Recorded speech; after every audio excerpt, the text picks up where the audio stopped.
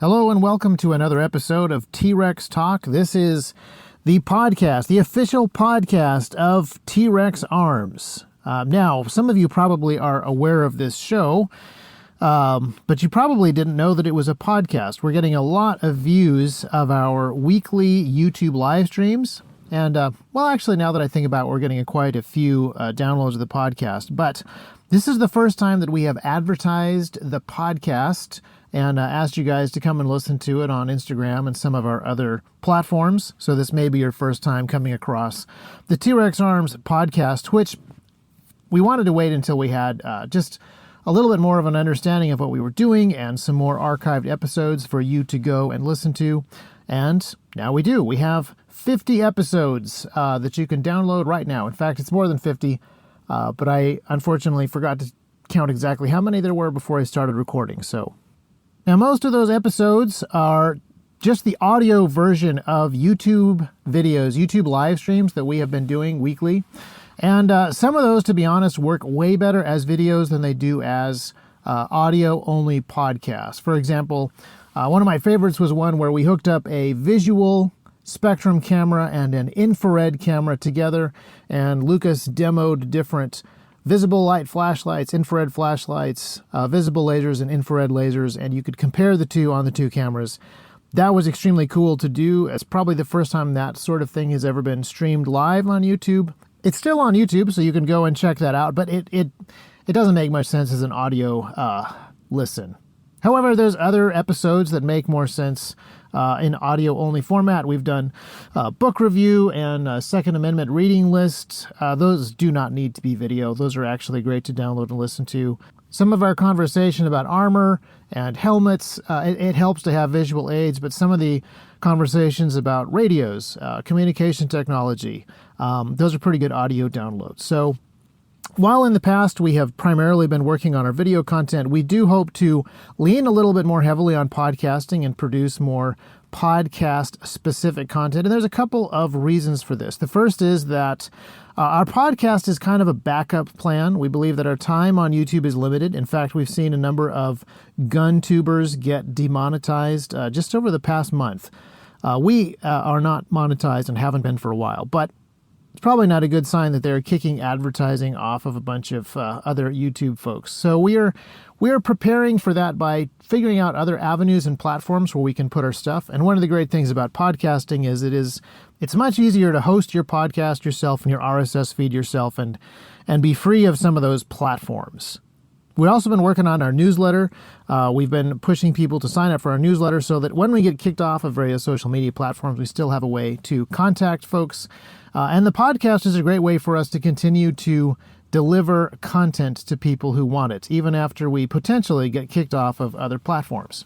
And the other thing that we want to do is post some stuff, even while we still have access to Instagram and to YouTube and to Twitter. We technically haven't been kicked off of Twitter. We just don't post anything there. There's really no reason to be on Twitter. But as long as we have those platforms, we're going to continue to use them. But occasionally we have content that we want to do that isn't really allowed.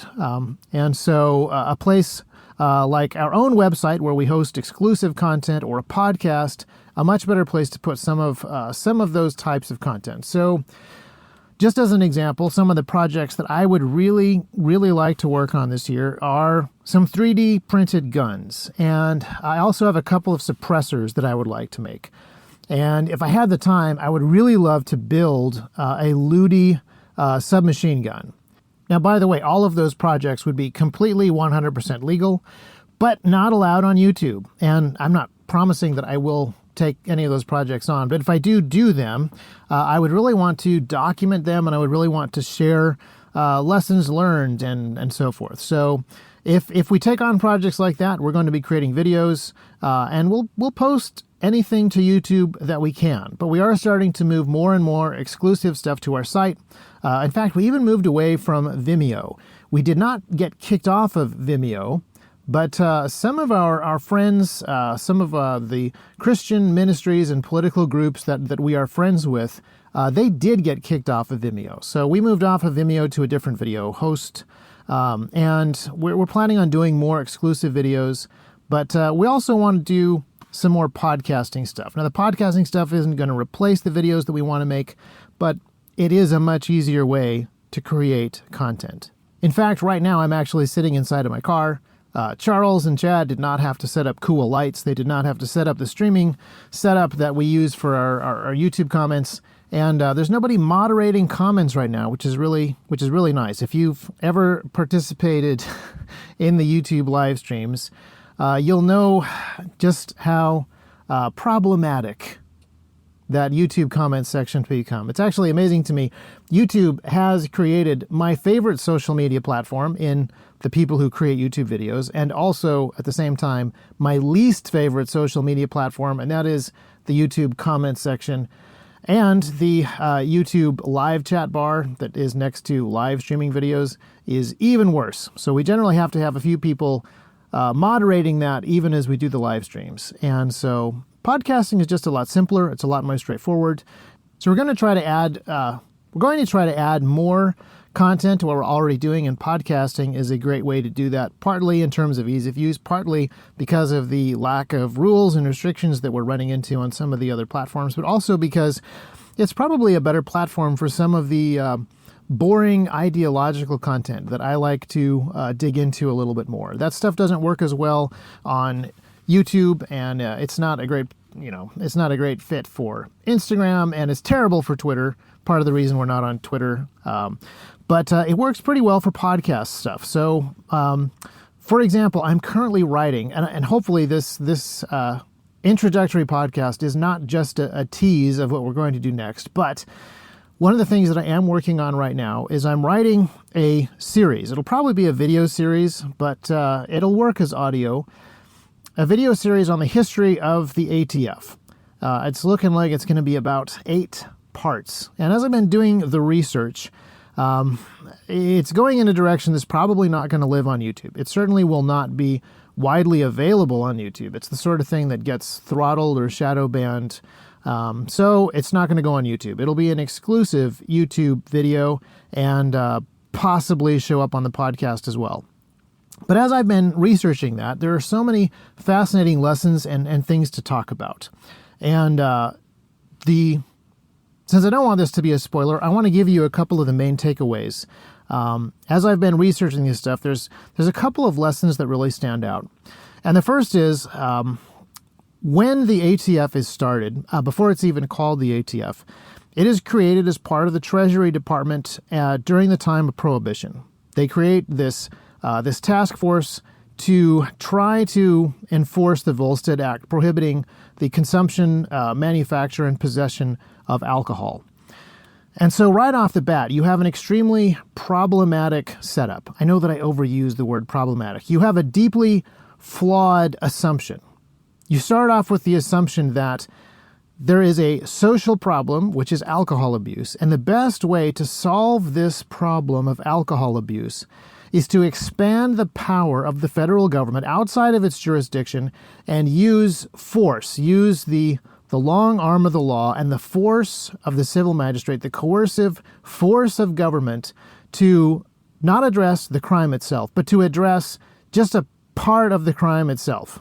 Alcohol abuse, to be fair, was a legitimate actual problem back then, but it wasn't the government's business. And even if it was the government's business to more proactively punish people who were committing real actual crimes while under the influence of alcohol, that's not what they did at all. They tried to eradicate alcohol itself. And it set this prohibition in place. It set a precedent where we see a social issue and we assume that the government is going to fix it. And the way that the government goes about fixing it is making itself bigger and more powerful, and then attacking a whole bunch of things that are tangentially connected to the problem at hand. And often that means taking on something that is physically impossible. So this idea of eradicating alcohol from the entire United States of America is a physically impossible problem for the United States government, especially in the year 1919. They had no possible way of physically enforcing this law. Within months, organized crime people and regular bootleggers had vastly more material, vastly more men, vastly more money than the entire United States government enforcement guys. And so, as you probably know what happens, the government completely fails to control the trafficking, consumption, or manufacture of alcohol in any way, shape, or form. It is just totally out of control. In fact, nothing has so rapidly increased the amount of alcohol that is made, consumed, and possessed in the United States as Prohibition did. So even though that experiment is a complete and total flop, it is a complete and total failure on every single metric, and we get rid of Prohibition and we make alcohol legal again, but a lot of those presuppositions remain. So we keep a lot of those enforcement guys, and they have learned some of the wrong lessons. And we keep this presupposition that if there is a social problem, like alcohol abuse, maybe not alcohol abuse, but maybe drug abuse, the way that we handle that is by cracking down on a whole bunch of people who are only tangentially connected to the problem, using vast government resources that it has no business bringing to bear, even though the problem is completely impossible to address in that way. And this is a legacy that the ATF has hung on to since the days of Prohibition. And so it is an agency that has been set up to solve social problems through force. And they are okay with taking on completely impossible goals, which means that they have to unfairly and unevenly and arbitrarily apply enforcement to essentially random or targeted people, not every violator. So essentially what they have to be is they have to be okay with unfair enforcement or injustice. So we have a bureau that is part of the Justice Department that is intrinsically and unavoidably just okay with doing their job in an unjust way. And that's even ignoring the fact that, fundamentally speaking, their job is in fact unjust and a violation of human rights and the Second Amendment, etc., etc. So this is one of my takeaways from the research that I'm doing, and none of it is original research, and I really don't think that any of these thoughts that I have are particularly original thoughts. But within the gun world, this is something that we don't talk about a whole lot. When we talk about the ATF, we talk about the usual meme-level content. We talk about the shooting of dogs, and we talk about the horrific outcomes of certain things that the ATF has done. We talk about the scandals of the Fast and Furious and the gun walking, and we talk about the incredible, just incredibly horrific events of the Ruby Ridge siege and the Waco siege. And I don't want to sweep those things under the rug at all or minimize those things in any way, but I do want to look at some of the underlying issues, some of the underlying foundational problems with the way that the ATF was set up, the way that the ATF operates today, those presuppositions that drive the way that the Department of Justice or the federal government or even just civilians, the way that we subjects of the government think about how it should solve problems. I really want to dive into some of those things because I really do believe that that's the only way that some of this stuff will get addressed, if we actually are able to think about it clearly and not just spend all of our time pointing out the terrible, terrible things that the ATF has done. And again, I don't want to minimize those terrible, terrible things, and I don't want to take them completely off the table while we examine the underlying issues, but I don't want to ever lose sight of those underlying issues so that we can talk about better ways of getting things done and better ways of making sure that we don't make the same mistakes in the future. Another thing that is really, really frustrating and sad about researching the ATF, especially when you look at some of the more recent activities of the ATF, like the Ruby Ridge siege and the Waco siege, you see something that is really terribly disturbing. It's kind of hard to put into words, but it is kind of terrifying to me how incredibly unemotional a gigantic, faceless, bureaucratic entity can be, and how easy it is to start the wheels of that gigantic, faceless, implacable, unstoppable bureaucratic entity, it is actually more terrifying to me than the idea that the ATF and the FBI are entirely peopled by malevolent sadists who just want to create as much problem and difficulty as possible for a group of people that they don't like. Yes, that would be a pretty bad interpretation of the situation, but in some ways it's more discouraging and terrifying to see it as a gigantic, uncaring operation that is so big that it really has no idea what it's doing until it's too late. And in a lot of ways, I feel like that is a better description of the ATF and the FBI and a whole bunch of different organizations inside of the Justice Department. And one of the major problems that we have, and some of this goes back to the foundational stuff that I was talking about before, those presuppositions that they will always bring force to bear on arbitrary groups of people whenever there are social issues, period. That's a terrible starting point. But when you build a gigantic bureaucratic entity, one of the things that is built into most of these investigative, enforcement, or regulatory agencies is a system where almost anybody can start the ball rolling, and very few people actually have the authority to stop the ball rolling. And in situations like Waco and Ruby Ridge, you have it compounded by a very tense, on-the-ground tactical SWAT operation. And in those situations, you inevitably have a scenario where a bunch of people have a go button and almost nobody has a stop button. And that is how firefights always go. But long before those situations got to that stage, there was still a gigantic bureaucratic enforcement agency that was set up in such a way that many agents had the ability to press the go button, start wheels rolling, and almost nobody had any ability to stop the ball rolling, or any assumption that stopping the ball rolling is ever their job.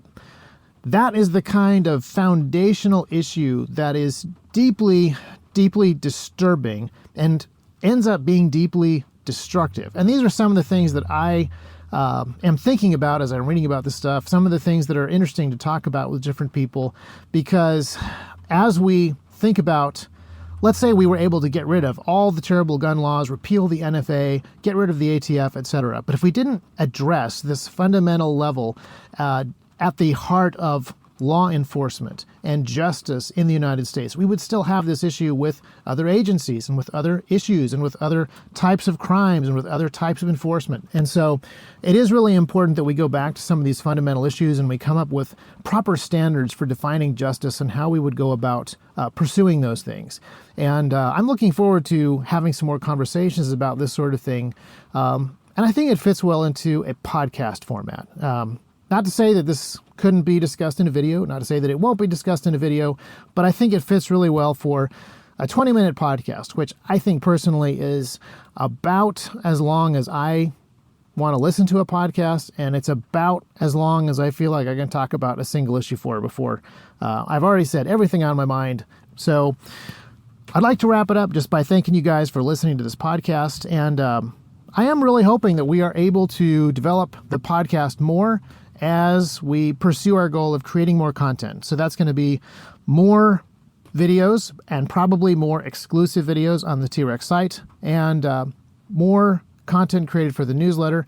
We're going to keep doing stuff on Instagram and YouTube, obviously, but we really need to be in better control of our own content and make sure that we have better ways of getting it to you. And one of the great things about podcasting is it is a pretty decentralized system. We could very easily host our own RSS feed and our own MP3 files, and it's pretty easy for you guys to figure out how to get those and use a podcasting app to make sure that you get notified when there is new content. So thank you so much for being a part of everything that we're trying to do. If you've already watched YouTube videos, you certainly don't need to listen to them again as podcasts. But if you ever wanted to be able to listen to these things in the car while you're driving, have MP3 files to share with other people, hopefully this is an easier way for you to do that. And it's definitely an easier way for us to make content.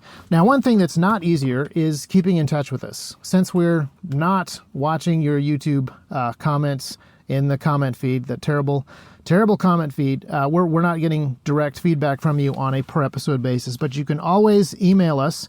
The best way to do that is team@trexarms.com. That's the customer service team, our fantastic customer service team.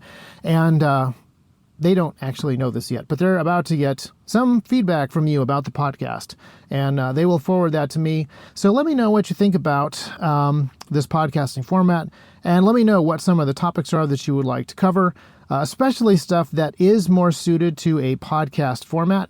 But of course, we'll take video recommendations and stuff that you would like to see covered on live streams and demonstrated as well. But specifically, if you have content that you would like to see in a podcast, or you have opinions on how long it should be, if you would have recommendations for guests that we should have conversations with, that was my original design and hope for T-Rex Talks, is that they would actually be multiple people talking and having a conversation, not just a monologue. But for some reason, everyone is so busy that it's usually only one person that talks on the podcast or the live stream.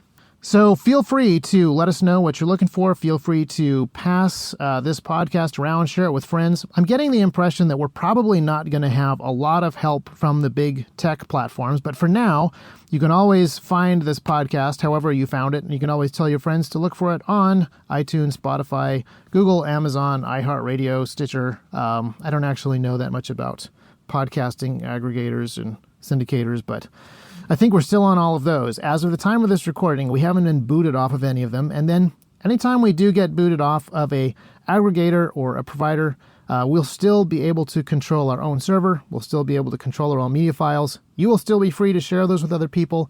Maybe in the future, you'll be downloading our podcast off of BitTorrent. Who knows what the future holds when it comes to content delivery. But we are looking for ways of creating content and getting it out to as many people as possible. So keep us posted on ways that you think that we can do a better job of that. And we will see you next week, or possibly before. One of the things that we could do is maybe, just maybe, turn this into a more than once a week podcast.